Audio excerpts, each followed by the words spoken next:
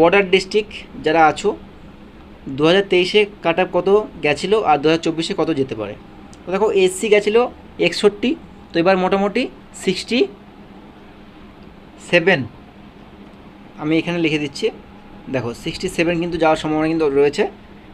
67 মানে 65 প্লাস পেলে কিন্তু তোমার চান্স থাকছে।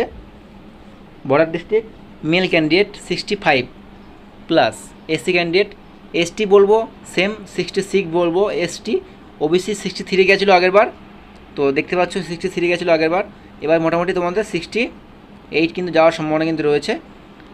ওবিসি মেল ক্যান্ডিডেট তোমরা দেখো ইডাব্লিউএস গেছিলো 58 আগের বার, এবার যাবে তোমাদের মোটামুটি 65 প্লাস কিন্তু ইডাব্লিউএস যাওয়ার কিন্তু সম্ভাবনা রয়েছে বর্ডার ডিস্ট্রিক্ট মেল ক্যান্ডিডেট। আর দেখো তোমাদের ইউআর গেছিলো 68 68 গেছিলো আগেরবার, তো এবার মোটামুটি তোমাদের 75-এর আশেপাশে থাকতে চলেছে বা প্লাস বলতে পারো, আমরা